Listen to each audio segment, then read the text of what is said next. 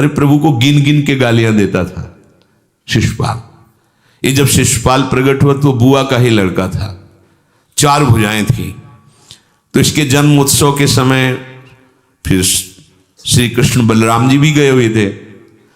तो आचार्य ने जन्म कुंडली उस समय बाची कि महावीर होगा, ऐसा ऐसा सब वर्णन करते रहे और कहा ये उन्हीं के हाथ से मारा जाएगा जिसकी गोद में डालने पर इसकी 2 भुजाएं हट जाएंगी।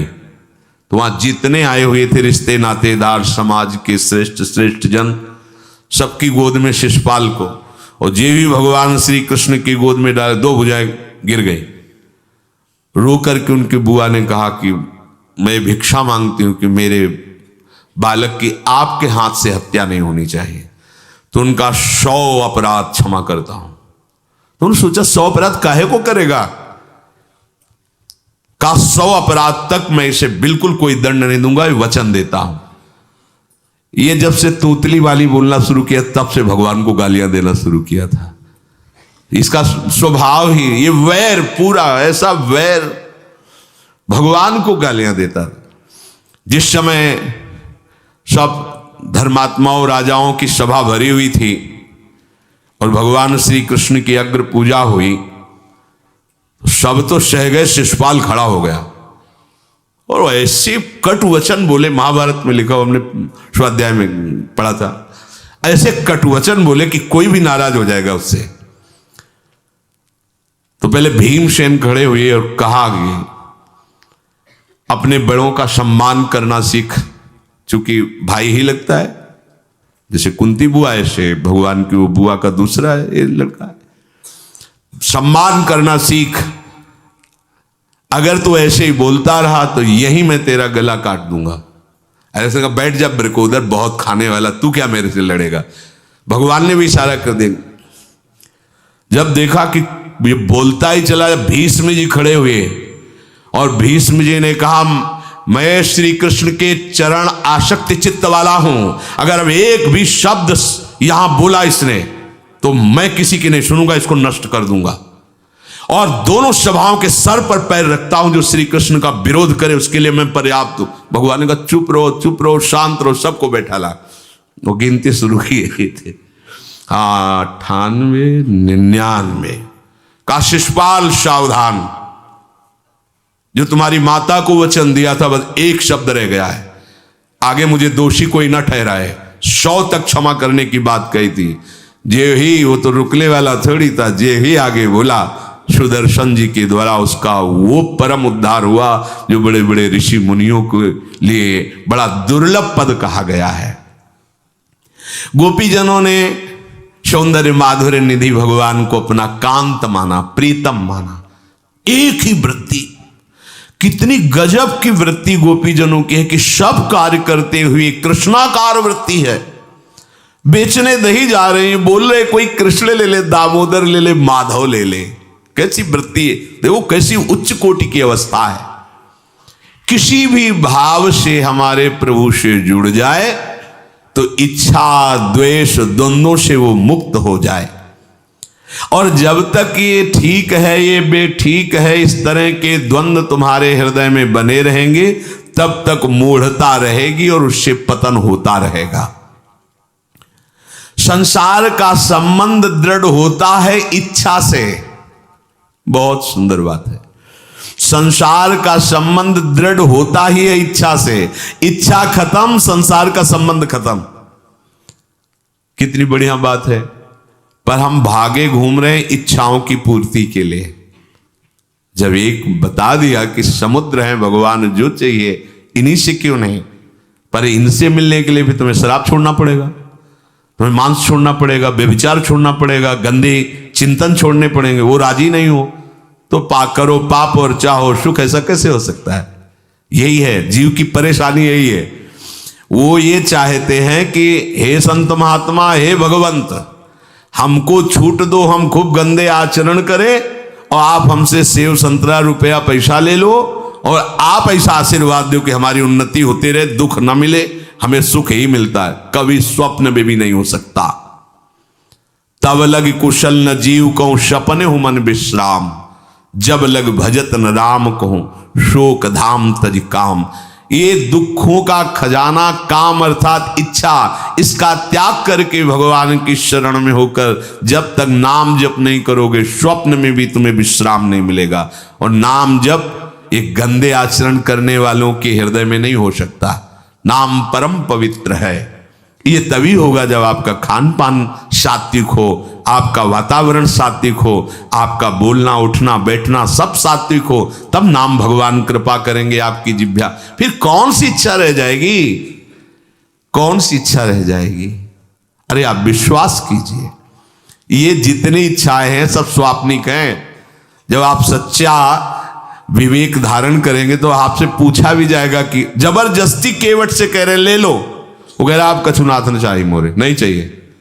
प्रहलाद जी कह रहे वरदान मांगो, हमारी आज्ञा का पालन करो, तो कह रहे हाँ आपकी आज्ञा का पालन करता हूं, हे नाथ मुझे यही वरदान दीजिए कि आपसे भी कोई इच्छा न रहे।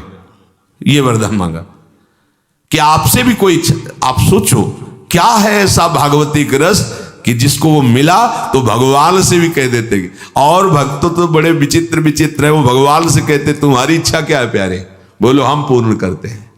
तुम्हारी इच्छा क्या है, हमारी तो कोई इच्छा ही नहीं, आप बोलो आपकी इच्छा क्या है, आप क्या चाहते हो, मैं कैसे आपको रिझाऊं। ये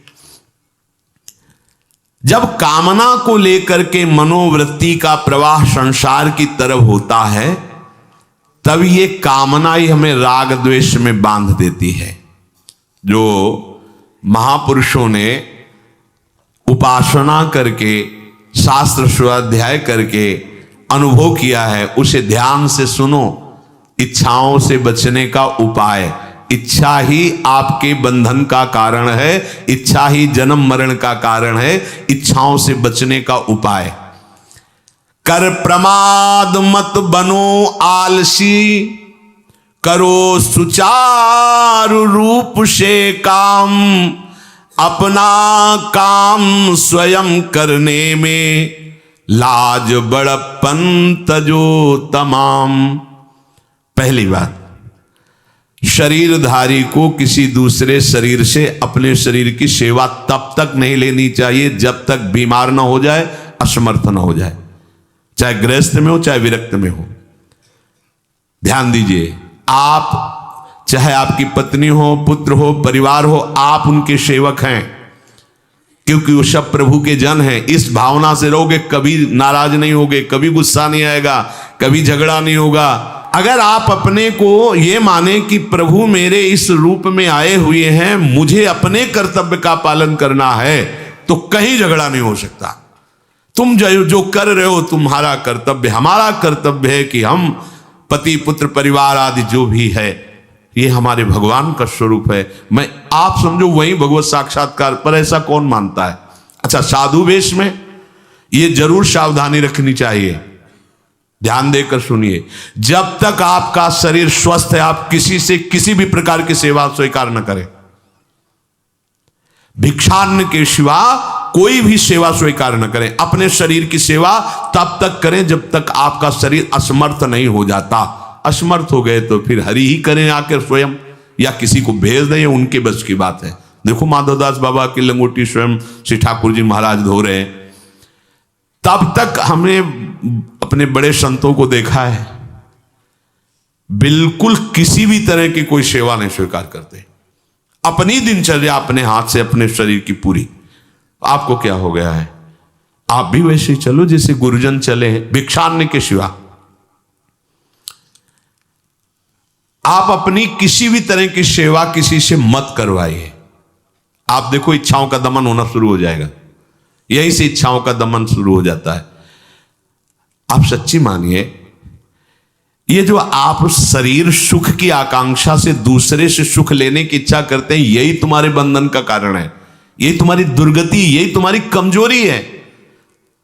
जब तक शरीर स्वस्थ रहे किसी से किसी भी तरह की सेवा मत लो, और अधिक से अधिक सेवा करने का भाव रखो। सुधार, हमें सेवा करना है, सेवा लेना नहीं है। जब तक सेव्य का साक्षात्कार ना हो जाए या शरीर असमर्थ ना हो जाए तब तक ये नियम दृढ़ रखना चाहिए। गुरुजनों को भी देखा, श्री जी की सेवा कर दो, रसोई के से बाहर शरीर सेवा में कभी भी नहीं।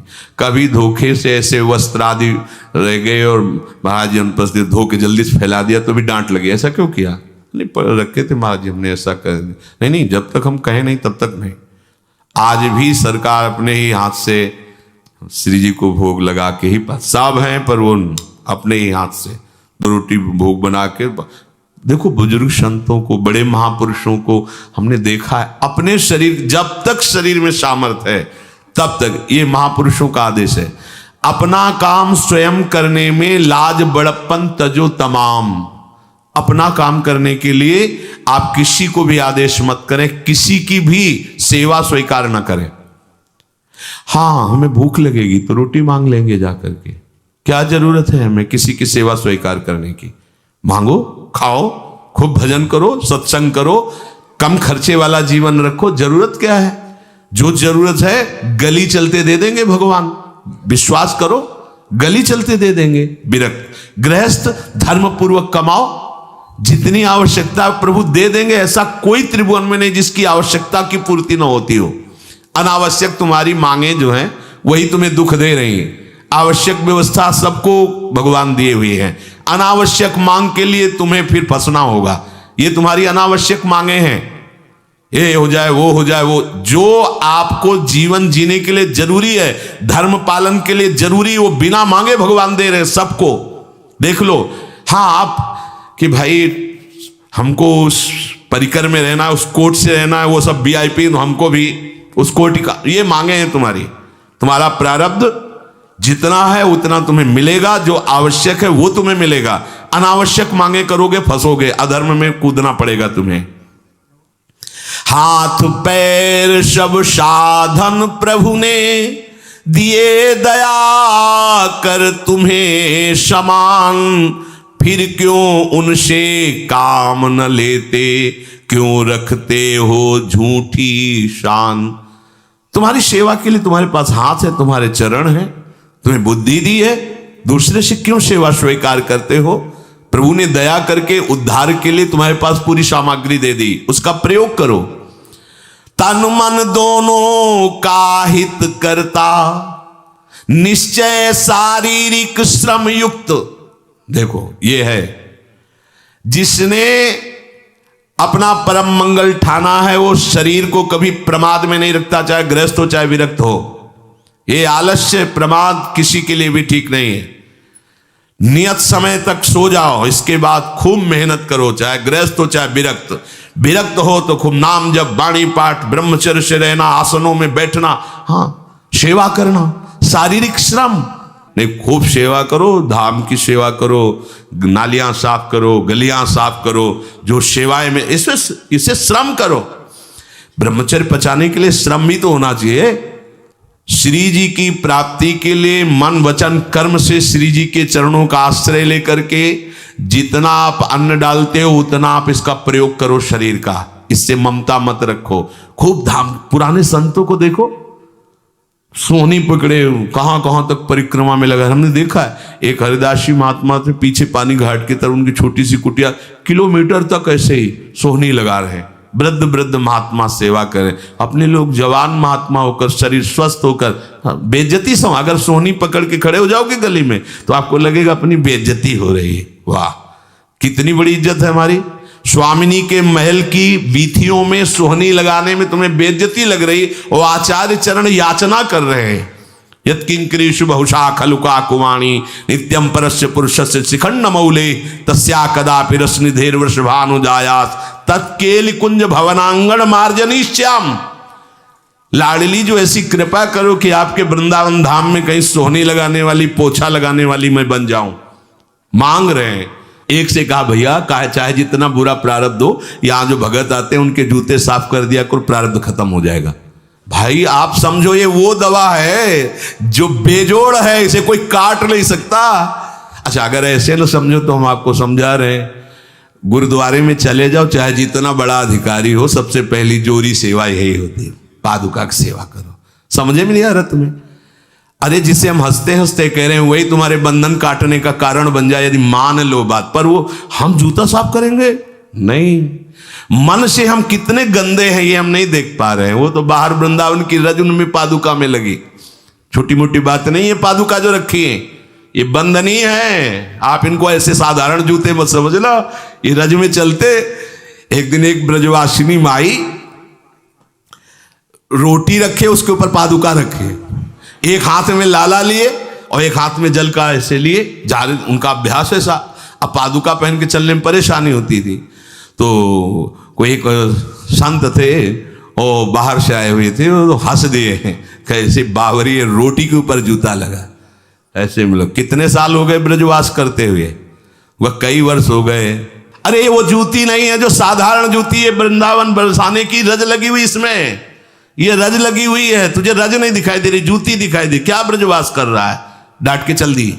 ये समझो, हम कहें कि जूती साफ करो तो हम जूती साफ करेंगे, और ये है कौन सी जूती साफ में, क्या रज है। वृंदावन बरसाने सब जगह घूमते रहते हैं ये महाभागवत जन। अगर इनकी ये गृहस्थ विरक्त मत देखो, सब लाडली जी के लाडले हैं जो यहाँ आए हुए हैं। अगर हम उनकी पादुका साफ करेंगे तो हमारा हृदय साफ हो जाएगा। पर कोई मानता कहाँ है। अपनी सेवा स्वयं करो और दूसरे की सेवा मिल जाए तो जैसे लोभी आदमी के सामने धन फेंक दे तो कैसे भागता है, ऐसे आपको होड़ लगनी चाहिए कि ये आदमी इतना न कर पाए जितना हम सेवा करें। परमार्थ में शरीर पोषण नहीं, परमार्थ में शरीर की धज्जियां उड़ानी है, अहंकार की, देहाभिमान की। राखे अपने को सदा भगवत सुमिरन लीन, सुने न जग के दोष गुण, करे न चित मलिन। सदैव अपने को ये देखता रहे कि प्रभु का सुमिरन चल रहा है कि नहीं अंदर। बहुत बड़े काहे की परेशानी, हम तो यही समझ नहीं पा रहे कि इतनी झंझटें लेकर कैसे घूम रहे लोग। अगर हृदय में राधा राधा चल रहा है, आप व्यापार कर रहे हो, नौकरी कर रहे हो, गृहस्थ हो, विरक्त हो, जो भी, अब आपको चिंता क्या होनी चाहिए। देखो ना, थोड़े दिन ऐसे चल के देखो, हर कार्य बहुत अच्छा होता है जब भगवत सुमिरन पूर्वक आप एकाग्रता पूर्वक कार्य करें, हर कार्य में आपको आनंद आएगा। पर वो तो शरीर पोषी, जैसे आग जलने में फफोला पड़ जाता है ना, उसको बहुत संभाल के रखते हैं, ऐसे देहाभिमानी साधक भी होते हैं। कोई इतना शरीर को सजा के, इतना संभाल के कि लगता है यही भगवत प्राप्ति है इनकी, कि इनके शरीर बिल्कुल ऐसे नहीं। संतों ने देखो ना कैसे अपने शरीर के राग का त्याग किया है, गुरुजनों की आज्ञा में तत्पर होकर धज्जियां उड़ा दी देहाभिमान की, तब उनको परम पद प्राप्त हुआ है। अपने शरीर का राग रखने वाला परमार्थ में कैसे चल सकता है। कब तक फंसे रहोगे विषयासक्ति वासना में हो दीन, अरे कब तक मन में भरे रखोगे दुर्विचार दुर्भाव मलिन। जिन भोगों के लिए हो रहे तुम लालायित सुखमय जान, यही घोर दुख उपजाएंगे, बढ़ जाएगा अज्ञान। इसलिए छोड़ो सब आशा ममता आसक्ति कामना मद अभिमान, एकमात्र शरणागत होकर भजो निरंतर राधे श्याम। प्रभु की आसक्ति हृदय में धारण करो। यही समझ में नहीं आता। चले हो राग त्यागने के लिए, पोषण कर रहे हो शरीर राग का, कैसे बात बने। चलो कोई विषय संसारी है तो लगता है अभी बेचारा है। आप लोग बेचारों की लाइन में थोड़ी हो, आप लोग बेचारों की लाइन में नहीं हो। आप जितने भी, चाहे गृहस्थ हो चाहे विरक्त हो, धाम आ गए हो, दीक्षा ले ली है, शास्त्र स्वाध्याय करते हो, सत्संग, आप बेचारे हो, आप भगवत पार्षद हो। पर आप अपने स्वरूप को समझो, ये अंदर की बातें सुधारो। आगे कह रहे हैं कि सुने न जग के दोष गुण, करे न चित्त मलिन। अपने भगवत चिंतन में मगन रहो। कोई तुम्हें यदि किसी की निंदा आदि सुनाने लगे तो उसे मत सुनो।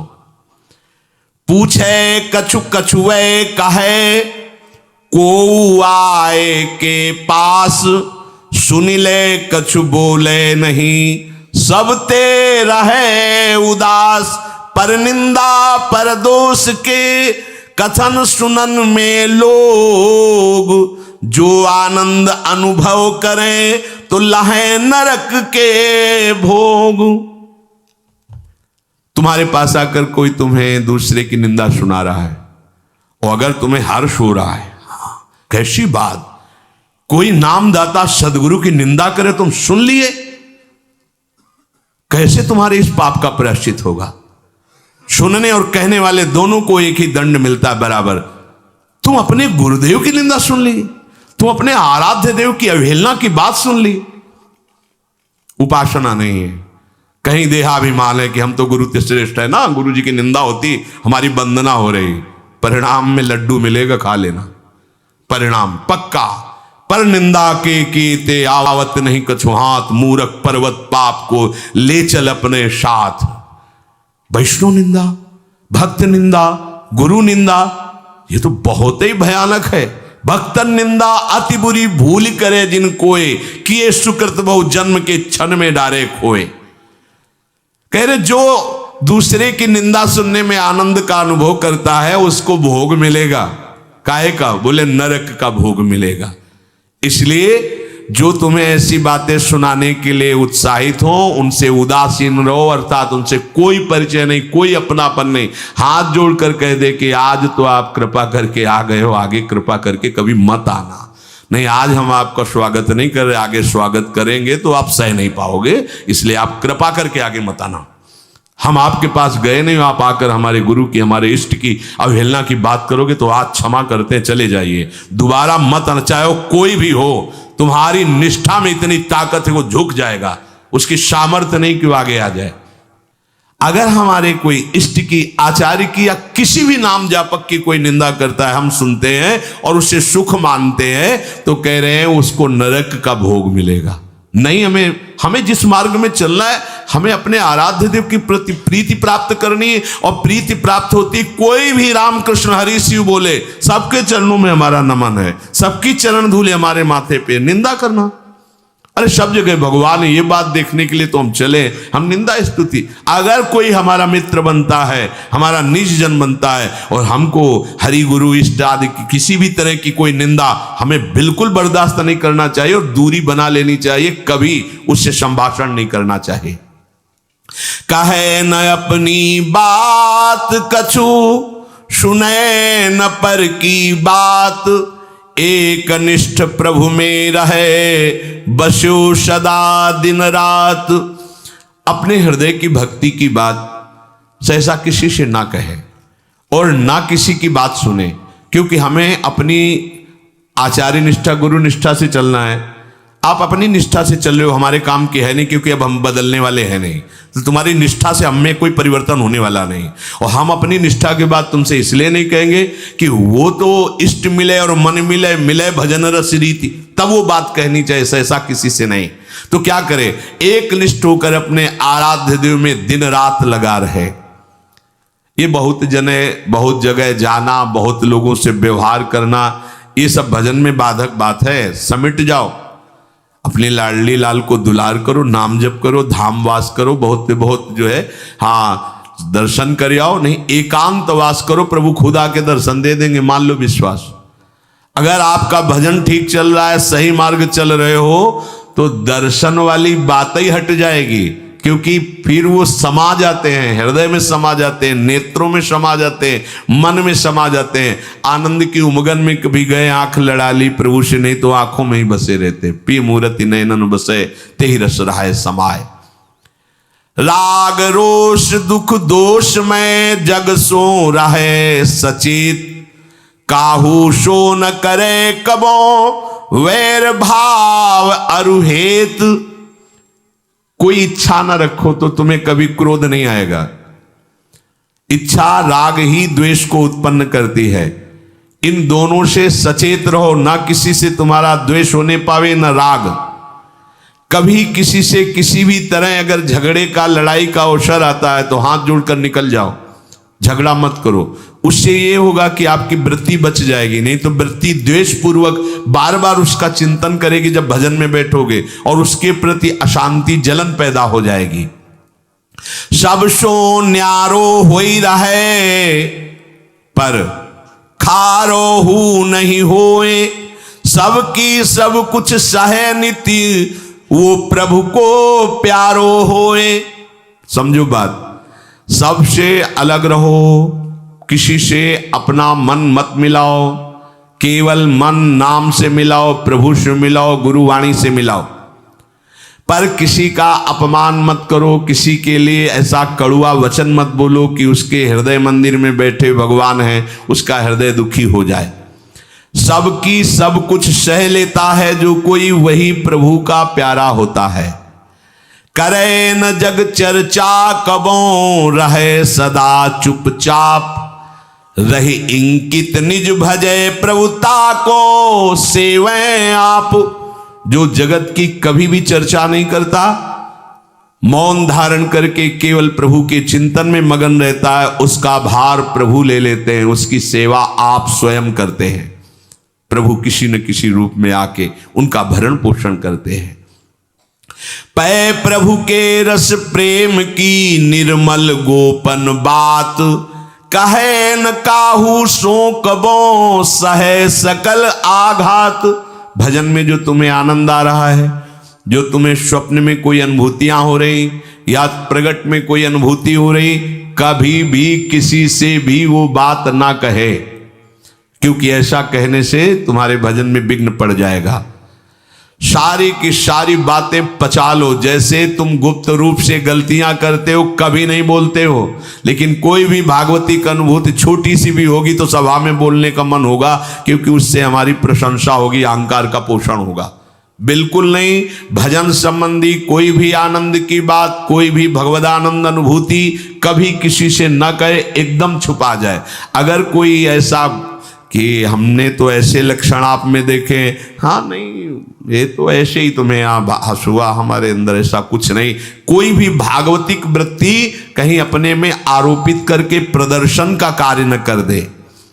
सह न सके पिय की तनिक निंदा, जो कहूं होए सहज त्याग सर्वस्व करी, डारे निज को खोए। यदि अपने आराध्य देव की कोई निंदा कर रहा हो तो वहां सहन न करे। सही न सके पिय की तनिक निंदा, जो कहो हो। संत शंभु श्री पद अपवादा, कही सुनीतास मर्यादा, काटी जीव तासु जो बसाई, श्रवण मुनि न त चले पर आई। यदि हमारे कोई आराध्य देव गुरुदेव की निंदा कर रहा है, ताकत हो तो उसकी जबान बंद कर दे, नहीं तो कान में अंगुली डाले उठ के चल दे, दोबारा उसका कभी चेहरा न देखे। भरत जी ने माता कैकेयी से कहा कि आपने हमें निमित्त बनाकर 14 वर्ष का वनवास भगवान श्री राम को दिया, इसलिए आज के बाद में कभी तुम्हें मां नहीं कहूंगा, पापिनी कभी तेरा मुख नहीं देखूंगा। भरत जैसे भगवान के अवतार परम पवित्र माता कैकेयी के लिए ऐसे कट वचन बोले, आज के बाद कभी मां नहीं कहूंगा, है पापिनी तेरा कभी मुख नहीं देखूंगा। ये जो हमारे इष्ट की निंदा कर दे, हमारे गुरुदेव की निंदा कर दे, हम उसे आदर देंगे, हम उसको बात सुनने के लिए बैठा लेंगे। हाँ और बाओ, हमें और गंदा करो। सहज त्याग सर्वस्व करी, डारे निज को खोए। अपने अपनत्व को अपने आराध्य देव में सहज समर्पित कर दे। या जग में जाके हृदय ऐसो प्रेम समाए, हरिता को अति चाव सो रखें सदा अपनाए। इस जग में जिसके हृदय में ऐसी निष्ठा होती है तो हरि उसे अपना मान करके फिर स्वयं उसका भार लेकर इस संसार में रखते हैं, अर्थात उससे वही कराते हैं जिससे जग मंगल होता है।